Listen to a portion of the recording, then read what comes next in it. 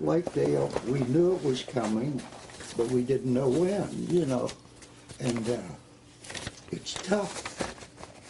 The toughest part about the whole deal is sitting over at hospice. And I was told by a nurse he could hear me, Yeah. but he couldn't talk. Yeah. And so I told war stories. Yeah. And, you know, and Donna and Rex and Barbara and Yeah. the good times we've all had. And it was tough. It was tough. Let me tell you what happened to me. When I knew he could hear, when I thought that he could hear, and I kind of wanted to say something to him that would mean something to him. So I kind of leaned over, and his son was here, and his daughter was on the other side of the bed, and I said, "Carl, we just want you to know that you've been a tremendous person in the Miami Valley, and not only do I love you like a brother, but everybody in the Miami Valley, it seems, has a story to tell about you and loves you in so many ways. I just want you to know that you really are loved and appreciated." And we looked over, and his head went to the sort of tip to the right, and a single tear formed in his right eye and dripped down on the pillow.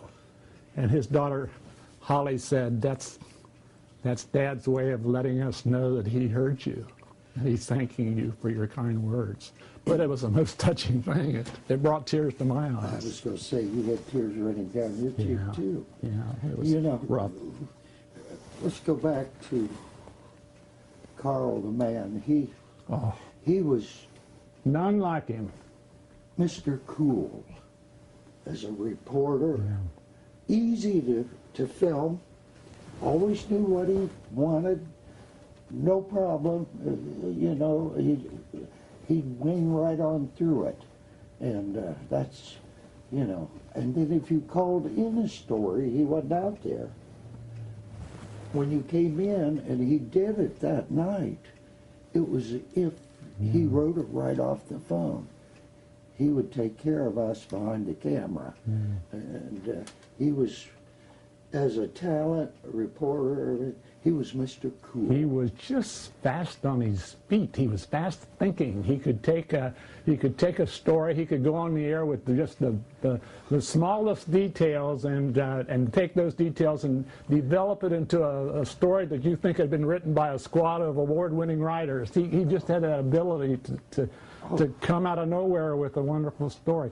And at the same time, what impresses me and always will impress me about Mr. Day was that he didn't know the word no. No. No matter what you ask him to come MC, or no matter what you ask him to come and speak at your group, or to, whether it was just a small, one little family, or whether it was a room full of 15,000 people, he would always be there. And at any event that you and I shared in our families, any of our troubles that we've had over the years, we could always count on him. And good times we had. Oh, and the wonderful times. What a sense of humor he had, and so much fun, and he's going to be missed so much by so many. He's a mentor to many of us, as far as writing, as far as doing the story, and waltz in, do it. Before you know it, he was done and gone, and you were on to the next story. He was something you said got me, that we all knew that when they had to move him over to hospice, what was inevitable. But yet at the same time, it wasn't until Holly called me this afternoon and said, "My dad has died," that it really kicked me right in the gut, right in the heart. And I doubled over and started crying. Because you think and you feel that Carl was infallible. He had beaten leukemia 4 times in a row, and this was his 5th time. And this was the time that the good Lord said, "Carl, you're knocking on the door. Come on in, you're welcome. You can finally be here with Donna." And you were under the knife yourself at some point, so... Yeah. And you know, you're no stranger. No, I went through a lot of that, but no one, believe me, I have never heard of a person that underwent surgery like he did. 6-hour surgery, 2 physicians, work taking out major organs, and it's just a miracle that he was even able to survive the surgery. But yet, with his fortitude, he stayed on for a good week and a half after the surgery, and he always came home before. This time he's not coming home. You're doing this story for the paper. Yeah, I'm going to do this column tomorrow with a lot of this stuff in it. And where do you start? How do you start? It's hard. It's difficult. Well, I know it is, but where'd you start it? I can't remember. Let me look and see. I got a copy of my story right here. I just started talking. Well, you know, I just said, those of us who have been close friends to the broadcaster Carl Day were braced and expecting the awful news, but it hit like a punch in the heart when we found out. And then I go on to talk about our years together.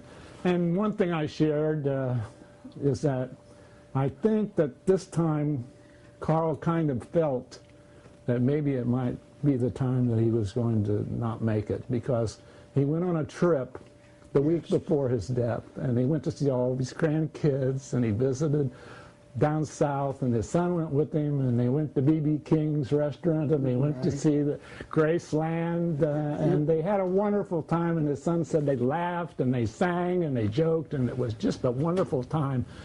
And he sort of settled things with everybody, and I think he kind of knew that this was a goodbye. And when he came back, he wanted to have a meal with us all. Planned. It looks like he knew. It looked like it looked like God had told him, Carl, we're finally going to let you in that door. So be with Donna. Well, his true love.